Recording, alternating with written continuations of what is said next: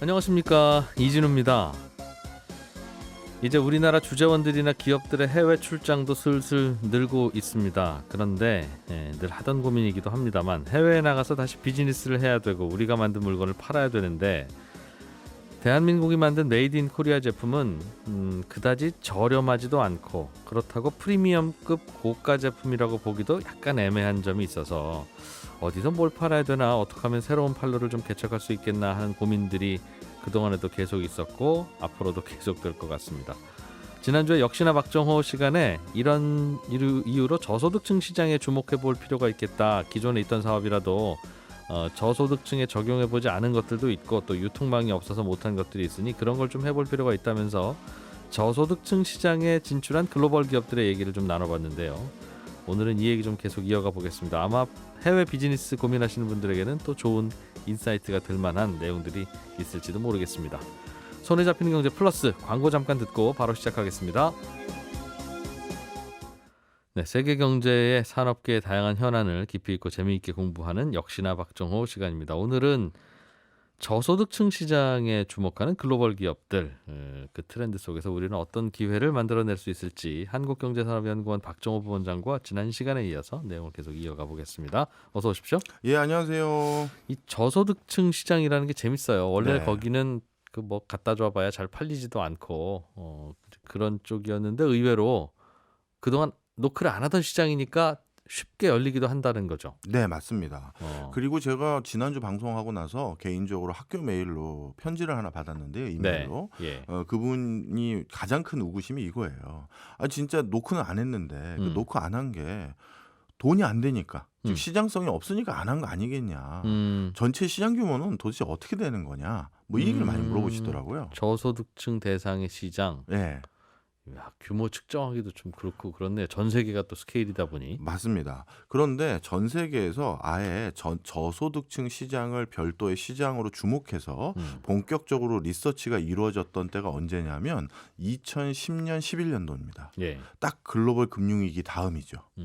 그리고 나서 그때도 불황을 경험하고 났더니 극빈층이나 차상위 소득계층으로 떨어진 사람이 많았던 거예요. 예. 그래서 미국의 탑 MBA 스쿨이라든가 아니면 컨설팅 펌들에서 다양한 각도로 저소득층 시장의 규모를 조사를 했는데요. 그게 물론 어떤 기준으로 하느냐에 따라서 시장 계측이 다르지만 통상적으로 그 당시 저소득층 시장을 분류하는 명칭을 BOP라고 부르기로 했습니다. BOP? 예, 베이스 오브 더 이코노믹 피라미드. 피라미드의 제일 베이스 네. 밑에 있는 층 이런 예. 그게 저소득층을 의미하는. 예, 그래서 BOP 시장이라고 부르는데 그 당시에 가장 통상적으로 자주 활용했던 기준이 그 당시 기준이죠. 2011년 기준이요. 1인당 연간 소득이 $3,000 미만. 그러니까 하루에 $8 정도 버는 사람들. 하루 10,000원. 예. 네. 그러니까 우리 진짜 우리나라로 따지면 알바생으로 그 정도 급여를 받는 많은 예. 사람들을 말하는 거죠. 그걸 기준으로 했었을 땐 이게 이제 가장 통상적으로 분류하는 건데요. 이게 전 세계 인구의 72%인 40억 명으로 분류를 했고요. 그다음에 그러면 이 40억 명으로 분류한 사람들에서 다시 연간 소득이 $3,000가 아니라 $2,000, $1,000로 다시 세부 구분을 하긴 해야 된다라고 거기서 명시가 되어 있고 예. 그다음 더 중요한 거 제가 이 BOP 시장 즉 저소득 시장을 우리나라 분들에게 특히 주목해 달라고 부탁드린 이유가 이 BOP 시장의 그 지역별 분포도를 보면요. 아시아 지역이 70%가 넘어요. 그러니까 대부분의 저소득 국가들의 인구 숫자는 아시아 지역에서 차지하고 있고요. 예. 동유럽이 한 6%, 남미가 9%, 아프리카가 12%로 아시아 지역의 비중이 절대적이다. 이렇게 말씀드릴 수 있습니다. 그렇군요. 아시아 쪽에. 예. 자, 그런데 이 저소득 주민들 역시도 똑같아요. 우리 그냥 일반적인 우리들의 소비 패턴과 사실 똑같은데요. 그분들이라고 좋은 브랜드에 대한 선호도 없겠습니까? 네. 있겠죠. 그런데 지역마다 좋은 브랜드로 불리우는 게 조금씩 다를 때가 있거든요. 그런데 이 아시아 지역들 같은 경우는 당연히 아시아에서 잘 사는 나라에서 만든 제품, 그 나라 기업들의 브랜드를 당연히 더 선호합니다. 네. 그러니까 아시아 지역의 저소득 계층은 유럽의 필립스라든가 유럽의 노키아보다는 예. 당연히 아시아 지역에서 잘 나가는 나라인 삼성, LG 또는 일본의 소니 이런 걸 선호하는 거거든요. 아, 그래요? 예, 그렇죠. 상대적으로 인근 국가에서 아니면 잘 사는 동네로 갔더니 그 동네 그 거실에는 삼성 TV가 있대. 그럼 우리도 돈 벌면 그런 거 하나 장만했으면 좋겠다. 이런 생각인 거죠. 예. 굳이 남들 모르는 유럽에선 이게 잘 나가는 브랜드래 이런 거 말고요. 예. 예. 자, 그러다 보니까 아시아 지역이 저소득 시장에서 이렇게 70% 이상을 차지하다 보니 이 저소득 시장을 공략하기에 가장 우호한 브랜드를 가지고 있는 건 역시 우리나라 기업들이 아니겠는가. 네. 이래서 제가 소개를 시켜드리기 시작한 겁니다. 예. 그렇군요. 우리가 저소득층 시장에 대해서 오해하고 있는 점들 지난 시간에는 그거는 피해야 할 시장이라고 우리가 고정관념 갖고 있는데 그건 아닌 것 같습니다. 네. 그분들이 당장 큰 돈이 없을 뿐 현금 흐름은 있는 분들이고 니즈가 있어서 뭐 할부로 판다든가 뭐 나눠서 판다든가 쪼개서 판다든가 예. 다양한 방법이 있다는 말씀 해주셨어요. 네.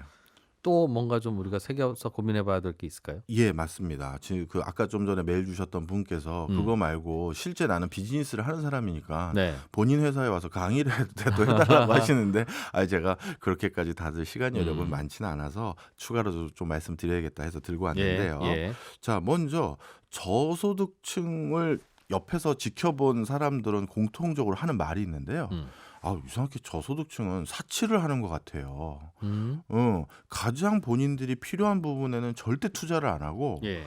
엉뚱하게 그 집에 그런 열악한 환경에 없어도 되는 물건들만 잔뜩 있어요. 예를 들면 이런 거죠. 예를 들면 집이 너무 낡고 헐어서 예. 비새고 물도 제대로 안 들어오고 그러면 예를 들어서 유리창을 좀 제대로 달아놓는다든지 예. 문짝을 좀 제대로 달아서 방풍이 되거나 방한이 되도록 하면 되는데 그런 건 전혀 투자를 안 하고 안에 들어갔더니 세상에 TV는 그래도 좀 그럴싸한 TV가 하나 있고 그다음에 믹서기가 있질 않나 이런 것들에 대해서 아니면 정수기가 있지 않나 예. 이런 것들을 얘기하는 거죠. 그러니까 가장 기초적인 의식 주 부분에는 전혀 투자도 안 하면서 약간 어찌 보면 사치품으로 보이는 것들을 샀다 이렇게 생각하는 거예요. 실제로도 많이 그렇고 실제로 그래요. 그건 왜 그러실까요? 그분들은? 예, 그거는 예. 저소득층 분들의 실상을 전혀 이해를 못하는 것에 온 착각인데요. 예.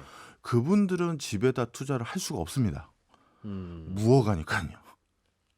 아. 예, 그래서 저번에 빈민촌에 대해서 제가 학술적으로 예. 그 무허가, 자가, 계획, 건축, 물 이런 식으로 표현했잖아요. 예. 그래서 이건 허가를 받지 않은 건축물이기 때문에 어느 순간 갑자기 이게 헐릴 수가 있고 예. 쫓겨날 수도 있어요. 내 땅이 아니거든요. 네. 그런데 그런 곳에다가 갑자기 도배를 좋게 한다든가 위에다가 제 지붕을 다시 올린다든가 이거는 그건 아니고 아닌 거죠. 언제든지 들고 나갈 수 있는 뭔가를 산다. 그렇죠. 따라서 그런 기초적인 데 쓸 수 있는 자금 여력마저도 여기는 어차피 돈도 못 쓰니 네. 야 우리 다른 거라도 조금 구비해 놓고 그래서 우리가 좀 살기 좋게 좀 지내보자 라다 하다 보니까 그 진짜 판자촌에 냉장고는 덩그러니 있는다든지 예. TV가 있는다든지 이런 모습을 보니까 아니 우리 집 냉장고 TV가 크게 다를 바는 없을 거 아니에요. 그렇겠죠. 그러면 아니 여기는 집도 없는 사람들이 이런 사치를 하고 있으니까 자꾸 못 사는 거 아니야 이런 오해를 한다는 거죠. 자, 그래서 첫 번째 기억하셔야 될 거 빈민촌 세계적인 저소득 계층들에게 건축 자재를 팔러 가겠다라든가 아니면 그분들의 집이라든가 이런 기초적인 인프라를 좀 조성하는 데 투자할 수 있는 네. 방편을 만들어 주겠다라고 하는 건 비즈니스가 안 되는 거예요. 예. 안 삽니다. 네. 차라리 그 안에 쓸 기기, 집기 들고 나갈 수 있는 것들 그걸 가지고 가시는 게 맞아요. 이게 큰 오해죠. 그러다 보니 오히려 소득 대비 소비 수준은 높을 수 있다. 그렇습니다. 맞습니다. 자, 그다음에 예전에는 또 어떤 오해가 있었냐면 저소득층들에게 물건을 팔려고 할 때 당연히 우리 일반인들도 할부로 사잖아요. 네. 그런데 그분들도 당연히 우리들보다도 형편이 어려우신 분들이 많을 거니까 당연히 할부로 물건을 사고자 하실 거예요. 예. 자, 그러면 그분들이 할부로 물건을 사고자 할 때 문제가 있습니다. 신용이 안 나오는 거예요.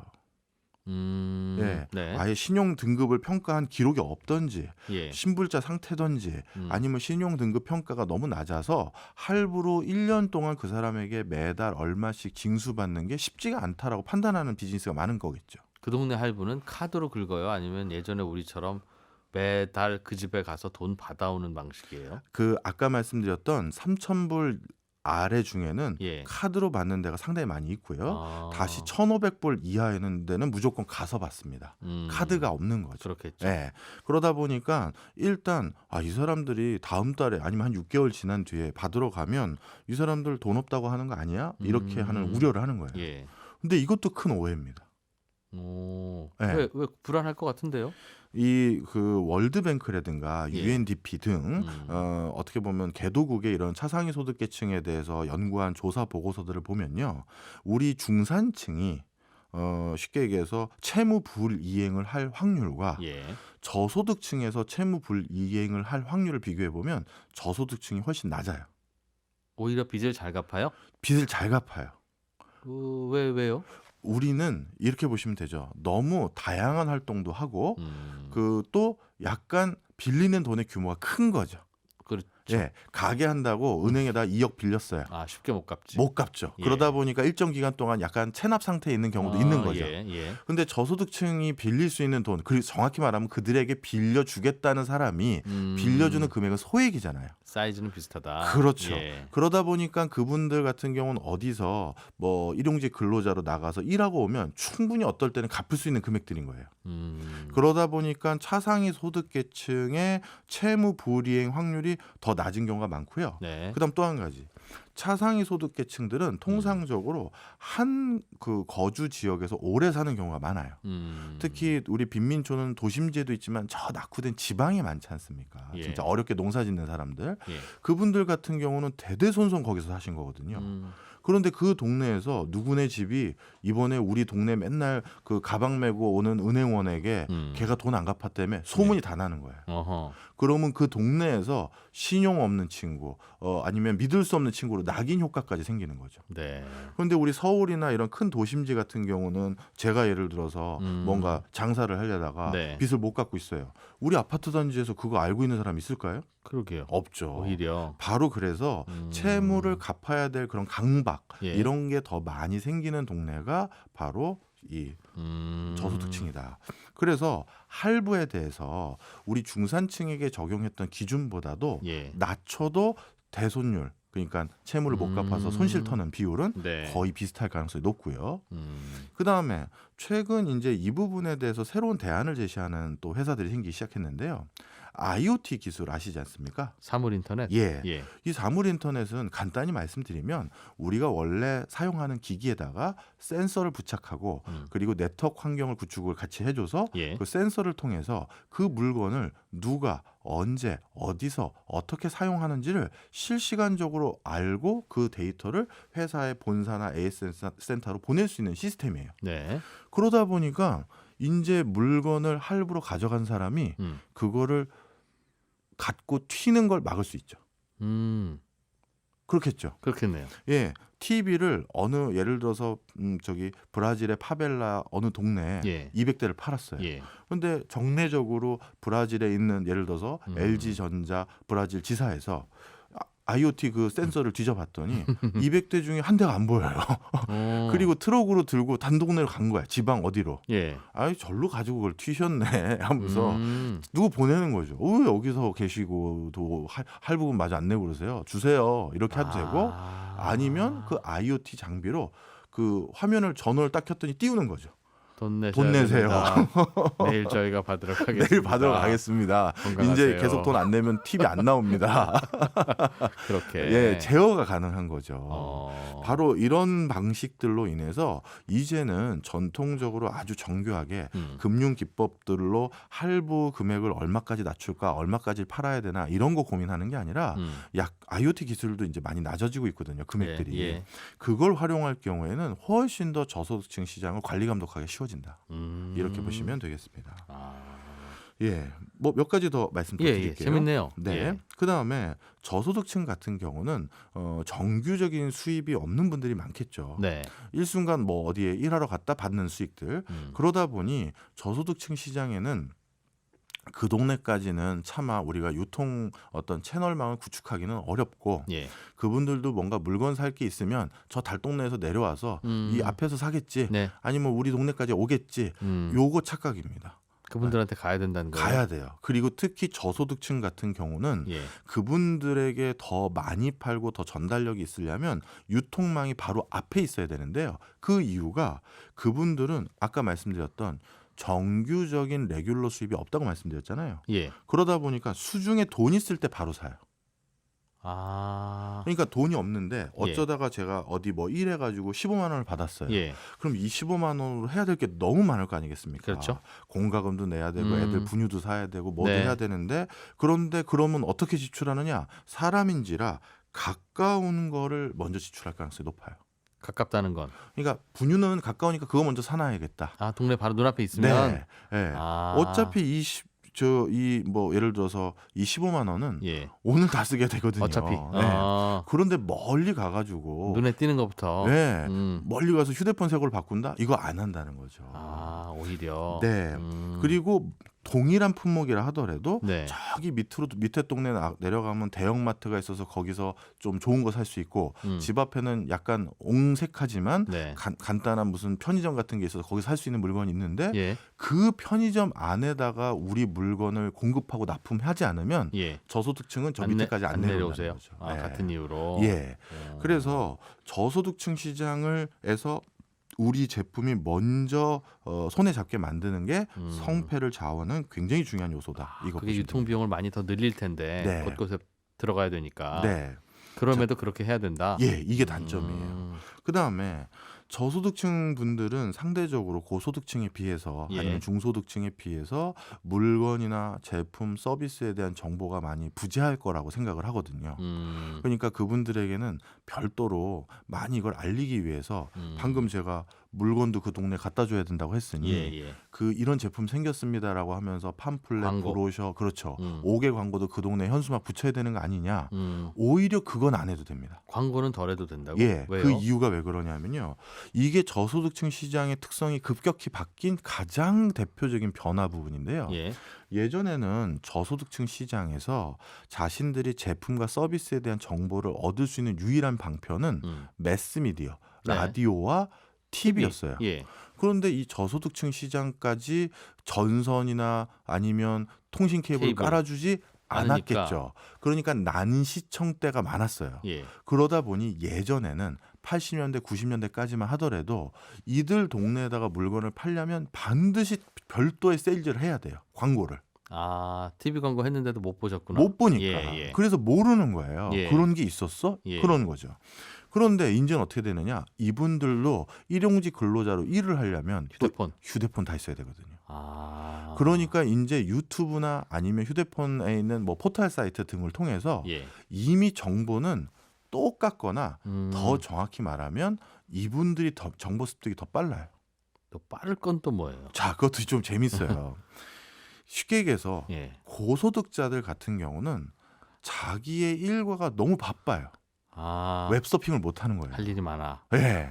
그런데 저소득층은 오늘 비 온대 공 쳤다. 뭔지 아시겠죠? 그럼 집에서 할 수 있는 다른 레저가 뭐 있겠어요? 그렇겠네요. 휴대폰 보는 거예요. 그러다 보니까 정보에 대한 접근성, 그다음에 신제품에 대한 뭐 획득성 네. 이런 것들은 오히려 저소득층이 빨라요. 아. 네. 이게 완전히 오해인 거죠.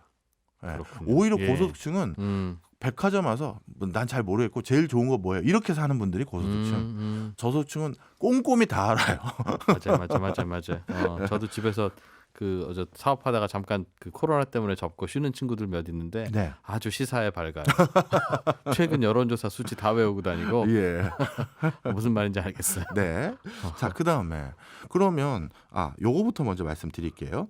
저소득층하고 고소득층 아니면 그냥 일반 소득층하고 네. 제품을 이제 판매하러 만들어야 되는데 그 만들 때 교수님 그거를 같은 가격에는 팔기는 어려운 건 맞잖아요. 맞습니다. 조금이라도 싸게 해줘야 팔릴 거 아니에요. 예. 이 동네는. 그런데 그럼 싸게 해주려면 도대체 그럼 우리는 마진율은 어떻게 보면 유지해야 되는데 어디에서 뭘 빼야 되나요? 예. 뭐 기능 빼고 뭐 부품 빼고 하는 건 생산 라인을 다시 깔아야 되기 때문에 네. 이것도 만만치 않은 공수입니다. 자, 그래서 글로벌 기업들이 자주 하는 전략 중에 하나가 포장을 바꿔요. 자, 이것도 설명을 드릴게요. 예. 우리 일반적인 소득 계층들 같은 경우는 제품도 중요하지만 제품의 포장지를 보고 나름대로 판단을 해요. 이건 뭐 이렇게 후질근한 제품이야. 아니면 이 제품은 야, 좋아 보이네. 포장도 벌써 만만치 예. 않아. 이렇게 예. 되는 거죠. 근데 아까 저소득층 분들 같은 경우는 본인들이 이미 잘 사는 동네에서 자주 쓰는 물건인 거 이미 정보 다 알고 있고 예. 그 제품에 대해서 판단 다 하고 있어요. 그리고 이분들도 그러한 브랜드의 제품을 갖고 싶은 마음은 똑같은데 예.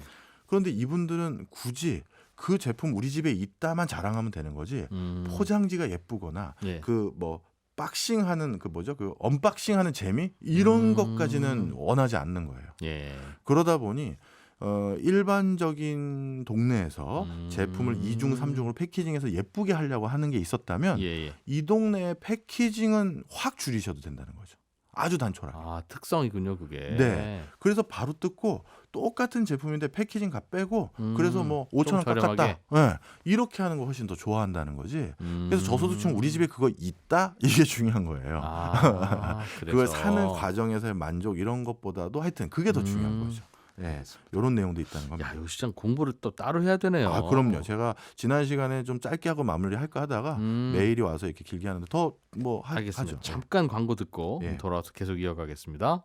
새로운 시장을 찾고 있는 기업이라면 상식을 깨고 저소득층 시장에 주목해보라는 메시지로 한국경제산업연구원 박정호 부원장과 함께 신기한 이야기 계속 들어보고 있습니다. 저소득층 시장이 의외로 클 수도 있고 네. 판매가 그쪽에서 터질 수도 있는데 다만 그 시장의 특성들을 좀 이해를 하고 가야 그렇죠. 된다. 예. 하면서 다양한 차이점들 네. 알려주시고 계세요. 네. 그러면 저소득층 시장을 공략하기 위한 별도의 브랜드 전략? 네. 내지는 뭐 그런 것도 필요합니까? 예, 이것도 좀 말씀을 드리겠습니다. 이 사람의 마음은 다 똑같아요. 돈 있으면 좋은 거 쓰고 싶잖아요. 예. 유명 브랜드 한두 벌쯤은 입고 싶고. 예. 예, 저도 그렇고요. 뭐 옷에 이렇게 신경 안 쓰는 사람이지만. 자, 그런데 이 저소득층도 똑같다는 거예요. 예. 그래서 어떻게 하는 거냐? 저소득층을 위한 별도의 브랜드를 만들었다가는요. 오히려 그 공략이 실패할 가능성이 많습니다. 왜요? 그분들이 원하는 건 무리해서 저 동네에서 사는 브랜드 나도 한 벌 입고 싶다예요. 네. 그런데 그분들만을 위한 브랜드를 만든다? 이거는 전혀 소비 심리를 모르는 거죠. 자, 그래서 어떻게 해야 되냐면요. 쉽게 얘기해서 어떤 뭐 개도국 중에서 저개발 국가에 새로 진출하려는 기업이 있습니다. 예. 그러면 저 동네는 뭐 못 사는 동네니까 어차피 가장 다수의 소비자들은 뭐 우리 회사 제품 아니 우리 회사가 가지고 있는 서브 브랜드들 중에서 가장 로우 레벨인 브랜드를 가지고 찾아뵈야겠네. 이렇게 생각할 수가 있죠. 예. 그러면 이제 다 실패하고요. 어떻게 해야 되느냐? 예. 그 동네에서 그 나라에서 제일 잘 사는 사람들에게 공략할 수 있는 브랜드를 먼저 들고 가서 그 사람들에게 먼저 쫙 팔아야 돼요. 잘 사는 사람한테. 예. 그래서 예를 들면 캄보디아에 진출을 했어요. 어떤 뭐 정수기 업체가. 예. 그러면 어떻게 해야 되느냐? 캄보디아에서 가장 오피니언 리더들이 살고 있는 고소득층이 살고 있는 동네에 가서 그걸 쫙 까는 겁니다. 예. 그러면 그 동네에서 그 가사 도우미로 일하는 분들이라든가 정원사로 일하는 분들이 야 요즘 우리 사장님네 집에선 그런 거 다 놨어. 우리 사장님네도 그거 놨는데. 예. 야 그런 정수지 갖다 놓으면 우리 애들도 수인성 질환 안 걸리고 참 좋겠다. 이렇게 생각하는 거예요. 어허. 그리고 나서 자녀들을 위해서 또는 뭐 자기들을 위해서 갑자기 좀 뭔가 여윳돈이 생기면 우리도 그거 하나 장만하자 이거거든요. 사실은 비쌀 텐데. 비싸긴 하겠죠. 그래서 그거를 또 그분들에게 전달할 수 있는 방법 좀 이따 잠깐 또 얘기해 드릴 거고요. 하여튼 그래서 브랜드는 동일하게 해야 된다. 이거고요. 네. 그다음에 가끔 이런 오해를 하시는 분들이 있어요. 저소득층 동네에서 그 브랜드를 사용한다라는 것 때문에 고소득층 소비 시장에서 그거 이제 안 쓰지 않을까요? 그러니까 브랜드 이미지 나빠지지 않을까? 예. 그런데 지금 이거에 대해서는 또 여러 가지 갑론을박 연구들은 있습니다. 그런데 어떤 연구도 적지 않게 있냐면 오히려 이런 표현이 좀 결례될 수도 있는데 네. 고소득층이 보기에는 아유 이 브랜드를 그렇게 좀 다들 그 선망하는 거야 이런 인식을 갖게 되는 경우도 있다라는 거예요. 오히려. 예. 야, 이 브랜드가 이렇게 요즘 저 사람들이 선망하는 거는구나. 난 그러면 뭐 내가 이런 걸 즐겨 입을 수 있는 사람이라는 걸 과시해야지. 이렇게 전개될 수도 있다라는 거예요. 네. 많은 사람들이 알아주고 실제로 사려고 하고 그러는 걸 더 좋아한다. 그렇죠. 물론 개인 성향이 다 다르잖아요. 어떤 사람은 남들이 똑같은 거 들고 오는 순간 기분 확 상하는 경우 있잖아요. 그렇죠. 그런 분들이라면 뭐 어쩔 수 없겠지만 방금 이런 효과도 있기 때문에 굳이 글로벌 기업들이 저소득층만을 위한 별도의 브랜드를 잘 안 만든다 이렇게 보시면 되겠고요. 자, 그런데 아까 말씀드렸던 것처럼 그러면 같은 브랜드의 같은 제품은 거기에서 팔기는 어렵지 않습니까? 그래서 기업들이 하는 방법들 중에 하나가 포장지를 좀 저렴하게 해서 조금이라도 낮춰드리는 것도 있지만 또 한 가지가 뭐냐면 실제 어떻게든 제품의 기능을 일부 뺍니다. 예를 들어서 에어컨이라고 하면 이 에어컨은요, 뭐 예를 들어서 뭐 무슨 기능, 단순히 온도 올리고 낮추고 바람 방향만 바꾸는 것만 아니라 센서가 달려서 사람 온도를 감지하고 뭐 5만 가지 얘기 있잖아요. 그런 기능들은 다 빼고 가장 본질적인 것만 기능으로 넣어버리는 거예요. 그래서 저도 이걸 한번 본 적이 있는데 그 우리나라를 대표하는 가전회사 중에 한 군데인데요. 저소득층 지역에 판매하는 에어컨하고 일반적인 동네 판매하는 에어컨을 외관은 똑같아요. 그런데 제가 그래서 똑같은 줄 알았더니만 리모컨을 봤더니 기능이 단순해요? 리모컨에 버튼이 한 5개 없어져 있어요. 그러니까 그 안에 안 보이는 부품을 통으로 빼낸 거죠. 그래서 아주 유럽 같은 경우는 이런 인도라든가 북아프리카라든가 이런 저소득 지방에 대해서 오랫동안 비즈니스하는 회사들이 많잖아요. 우리야 이제 최근 들어서 동남아 시장을 주목하기 시작한 거고. 그래서 유럽 같은 경우는 처음에 설계 디자인을 할 때 어떻게 하냐면 그 저소득 시장에다가 팔 것을 미리 정해놓는구나. 정해놓고 그걸 모듈로 그 칸을 빼버려요. 안에 부품을. 조립할 때 아예 안 넣으면 되도록. 그렇죠. 그러니까 설계 공정 라인을 다시 하는 건 정말 쉬운 일이 아니잖아요. 굳이 그 뺀다고 돈이 얼마나 아껴질까 싶은데. 그래도 꽤 되는 거죠. 아예. 네. 특히 약간 우리가 뭐라 할까요? 부가적인 서비스를 구축하기 위해서는 그것 때문에 오히려 제품 가격이 확 비싸지는 게 많아요. 자동차가 다 그렇잖아요. 자동차 브레이크, 엔진 뭐 이건 다 비슷한데 뭐 예를 들어서 뭐 하여튼 뭐 그런 게 있잖아요. 복잡한 것들. 저는 그 비용의 문제일 수도 있겠으나 사실은 그게 부유층 그 커뮤니티에 파는 제품이 그러니까 원가는 얼마 안 하는데 거기다가는 좀 비싸게 팔아야 되고 저소득층에게는 좀 그냥 그거보다 마진 조금 줄여서 팔면 되는데 똑같은 걸 팔면 부유층들이 굳이 그 비싼 거 안 살 테니까. 그럴 수 있죠. 별 차이는 없는데 아마 기능을 달리해서 그렇게 주는 거 아닐까. 그것도 하나 이유일 수 있겠네요.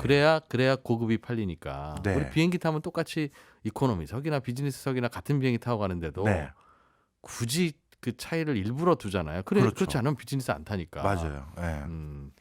그런 거 아닐까 싶은 생각도 그것도 가능하겠네요. 그리고 하나가 더 있는데요. 그 이유에다가 하나가 더 있는데 저소득층 지역 같은 경우는 정규 교육 과정을 완료하지 않으신 분들이 또 상대적으로 많겠죠. 그러다 보니까 뭐랄까요? 깊이 이해해야 쓸 수 있는 기능들은 이분들이 못 써요. 복잡한 거? 복잡한 기능은 못 쓰는 거예요.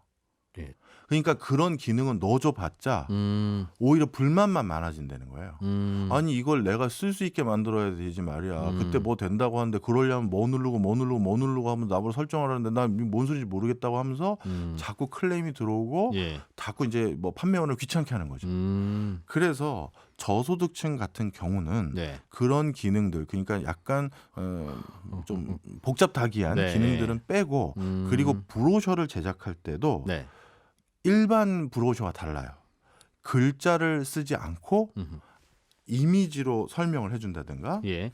그리고 그 이미지로 설명하는 걸로 또 끝내는 게 아니라 또 뭘로 하냐 하면 그것에 대해서 뭐 또 아주 쉬운 말 이런 걸로 해서 브로셔의 형태도 달리해야 된다는 거죠. 예. 그러니 이 유저들의 뭐 지적 수준, 그 다음에 소득 수준 네. 이런 것들 그리고 아까 말씀하셨던 부자들에게도 더 잘 팔기 위한 그런 용도까지 해서 그래서 기능을 일부 빼는 것 같습니다. 네. 달리 간다. 네, 네. 야. 자, 그럼에도 불구하고 제가 참 마음 훈훈해진 건 있어요. 아니 어떻게 보면 이게 더 당연한 건데요. 저소득층 시장에서도 요즘 가장 관심 높은 제품이 뭐냐면요. 의외실 겁니다. 친환경 제품이에요. 네. 그러네요. 그게 예. 왜 그러냐면요. 가장 지구 온난화로 직접적인 피해를 보는 국가들이 저개발 국가들이거든요. 예를 들면 뭐가 이제 이렇게 말씀드릴게요. 옷의 강이라는 소리 들어보셨어요? 옷의 강? 네, 우리 옷 입는 옷. 예. 옷의 강, 옷의 강. 예. 강이면 리버? 예, 리버. 옷이 흘러요? 네, 맞습니다. 설명을 좀 드릴게요. 전 세계에서 우리들이 한번 입었던 옷들 중에서 네. 이제 더 이상 안 입는 옷들은 우리나라도 많잖아요. 그 중고 옷 수거함. 그럼요. 예, 네. 예. 거기에 옷 넣으면 어디로 어떻게 흘러가는지 잘 모르시더라고요. 네. 예, 그 옷들이 예. 일단 어디 폐 옷 모으는 그런 업체로 갑니다. 예. 그런데 그 옷들 중에서 정말 이건 더 쓸 수 없는 옷이다. 그러면 재활용 폐기 이렇게 해요. 예. 그런데 그 중에서 꽤 쓸만한 옷이다. 입을 만한 돈 많죠. 네, 실증나서 버린 거 많으니까. 맞아요. 사이즈 안 맞아서 버리고. 맞아요. 예. 그래서 이 쓸만한 옷이다라고 하면 그거를 일단 우리나라 같은 경우는 동남아 쪽에 많이 팝니다. 그러면 동남아에서 그거를 어떻게 사가느냐? 그냥 톤당 사간대요. 네. 그냥 여러 옷이 네, 한 뭉틀이 네. 있으면 가서 사서 이제 골라서 입는 거죠. 음. 근데 동남아도 한번 입었어요. 예. 그럼 그 동남아는 그 폐옷을 어떻게 하느냐? 그분들도 버리겠죠. 버리죠. 예. 폐옷 수거함 같은 데다. 예. 그럼 그게 어디로 가냐면 동남아보다 더 저개발 국가인 아프리카, 북아프리카로 갑니다. 아, 예. 대표적으로 케냐, 수단 뭐 이런 데로 가요. 그러면 결국 전 세계에 버려진 옷은 다 어디로 모여진다? 아프리카로 모이겠네요. 아프리카로 모이는 거죠. 예. 그래서 케냐 사람들 중에서는 그 옷들 중에서 본인이 마저 입고 그리고 그걸 케냐에다 버리는 거죠. 네. 그래서 케냐에 한 강이 하천 같은 건데 전 세계에서 온 옷들이 다 거기에 버려져서 강 밑은 아예 안 보이고 옷이 진짜 강을 따라서 수북히 쌓여 있어요. 이게 라디오에서 못 보여드리는데 인터넷에 옷의 강이라든가 아프리카 옷 하천 이렇게 쳐보시면 사진 나와요. 거기는 그냥 강이 그 옷이 그 강물을 빨아들여서 덮어진 거죠. 다. 축축하겠네요, 그냥. 네. 그래서 뭐 엄청난 악취도 있고 뭐 하여튼 더 예, 말할 것도 예. 없는데 자 바로 이런 메커니즘이라는 거죠. 그러다 보니까 저개발 국가들 같은 경우 결국 선진국에서 쓰던 물건들이 다 중고로 우리가 쓰다가 우리 동네에 버려지는 것이니 예. 그런 환경 오염에 대한 인식이 웬만한 선진국보다도 훨씬 높아요. 오히려 그 파괴되는 환경들을 직접 눈에 보니까. 그렇죠. 예. 그리고 또 한 가지는 이들 저개발 국가들에서 주력으로 삼고 있는 업종은 1차 산업인 농업이잖아요. 예. 그런데 뭐 선진국의 농업은 다양한 과학 기술과 여러 기기들을 활용해서 기후 변화라든지 여러 가지 외부의 외적 변화 요인들을 통제할 수 있는 역량들이 있어요. 근데 이분들은 농사 진짜 쟁기로 손으로 짓고 이렇게 예, 하잖아요. 예. 가축들 이용하고. 그러다 보니까 작은 기후 환경 변화에도 아주 취약해요. 날씨가 변하면 그렇죠. 우리 작년인가요? 재작년인가요? 아프리카에 메뚜기 떼 창궐해서 뭐 난리 난 적 있었잖아요. 그걸 선진국은 막을 수 있다. 우리는 비닐하우스나 시설원의 비중이 훨씬 높으니까. 예. 그러니까 들어오지 아. 못하게 할 수가 있는 거예요. 예. 근데 여긴 노지에서 짓거든요. 그러니 자연의 변화, 날씨의 변화가 오히려 더 그렇죠. 직접적인 영향을 주는군요. 그분들의 농사는. 그렇죠. 그래서 이분들은 그 어느 나라보다도 친환경 제품이라는 거에 대해서 그거를 더 선망하죠. 절실하게. 예, 물론 여기까지 친환경 제품들 잘 안 흘러 들어오잖아요. 네. 하지만 이게 친환경까지도 됩니다. 저렴할 뿐만 아니라 그러면 이거다 하고 살 가능성이 정말 높다는 그분들의 어필하는 포인트다. 그게 의외로. 거죠. 그렇죠. 더 절실하니까 눈앞에서. 맞습니다. 야, 그것도 재밌네요. 그러면 네.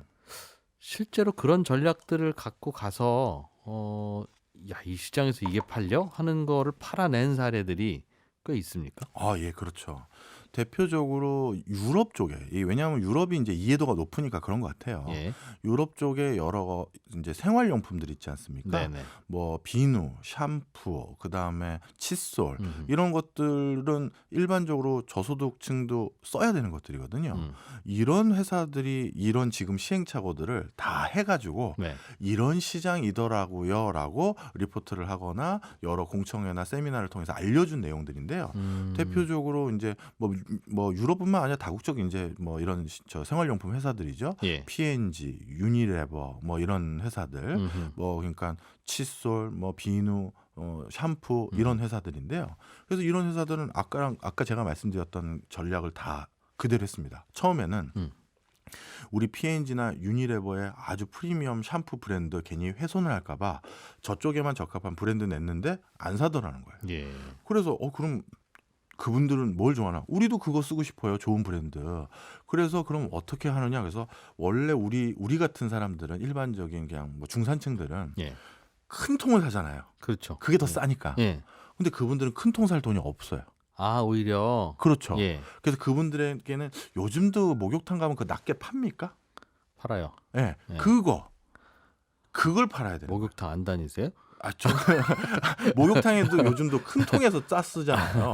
하나 그렇죠. 이렇게 딱 비닐팩 뜯는 게 아니라. 샴푸, 린스 이렇게 예전에 그 뭐 속 쓰릴 때 먹는 약 그 봉지. 네, 그런 거 같이. 팔아요. 예. 그죠? 있죠. 예. 그런 걸 팔는 오히려. 아이디어를 체험내는 게 바로 그거예요. 오히려 그게- 그런 포장으로 팔자. 그게 대중 목욕탕에 납품하려고 했던 게 아니라 처음에 가정용으로 오히려. 그렇죠. 저소득층 가정용으로 팔려고 했던 거예요. 아하. 그래서 저소득층 마트에 가보면 그 동네 예, 마트에 예. 가면 이런 거죠. 평소에는 내가 뭐 머리 안 감고 다니는 거예요. 네. 그러다가 내가 오늘 중요한 일이 있어서 나 머리 감아야 돼. 그럴 때 그거 한 봉지 사가지고 머리 감고 어디 면접 보러 가거나 가는 거죠. 이해하셨죠? 이해돼요. 예. 네. 그래서 지금 제가 말씀드렸던 모든 시행착오들을 유럽계의 기업들이 다 하나하나씩 이거구나 이렇게 해놓은 거예요. 네. 그렇게. 네. 소포장. 네, 소포장. 그 다음에 기능의 일부를 축소. 그 다음에 더 중요한 거. 이것도 유럽계 이동통신 회사에서 생각해낸 건데요. 그분들에게는 월 정액으로 할부로 파는 게 오히려 더 적합하지 않고 사용량에 기반해서 요금을 징수하는 체계를 만들어 보자를 생각한 거예요. 무슨 말이에요, 그게? 자, 우리 동남아 국가나 중동 국가 가면 그 충전식 카드를 사야지만 이동통신을 이용할 수 있는 거 있죠? 선불폰. 예, 선불폰 같은 거. 네. 그래서 어디 마트 같은데 10,000원짜리 하나 주세요 해서 10,000원어치 통화하고 끝. 예. 그럼 다시 5,000원어치 하고. 예. 자, 이게 뭐냐? 저소득층 같은 경우는 매달 쓰든 안 쓰든 5만 원 내라 10만 원 내라 이거 다 못 한다는 거죠. 불안하다는 거죠. 네. 내가 한동안 일하기 싫을 때는 나 요금 안 내고 싶어. 네. 나 진짜 전화 통화할 때만 쓰고 싶어. 그래서 그때 사게끔 만드는 이상한 요금 제도. 예. 그걸 왜 불편하게 자꾸 편의점 가서 5,000원짜리 10,000원짜리 유심 카드 사서 그걸 자꾸 왜 그렇게 쓰느냐? 한 달에 2만 원 내고 말지. 네. 그게 그쪽에선 더 훨씬 먹히는 거예요. 합리적인 소비라고 판단하고 그렇죠. 합리적이기도 하네요. 예, 맞습니다. 바로 그래서 국민소득이 낮은 국가에 예. 이런 이동통신 서비스로 진출했던 유럽계니 아니면 다른 회사들이 했던 전략은 월 이용 그냥 할부가 아니라 네. 사용량에 비례해서 부과시키는 이런 방법들을 결정했다. 이렇게 보시면 되겠네요. 똑같은 걸 팔더라도 조금씩 바꾸고 약간씩 비틀어야 또 거기 가서 또 접근할 수도 있고 네. 파고들 수도 있는 거네요. 네. 한국경제산업연구원의 박정호 부원장이었습니다. 고맙습니다. 감사합니다. 네, 점심 맛있게 드시고요. 오후에 또 한가하실 때 저희 홈페이지 게시판이나 아니면 팟캐스트 찾아가시면 저희가 또 준비한 내용들 다양하게 다시 듣게 하실 수 있겠습니다. 저는 내일 아침 8시 30분에 인사드릴게요. 이진우였습니다. 고맙습니다.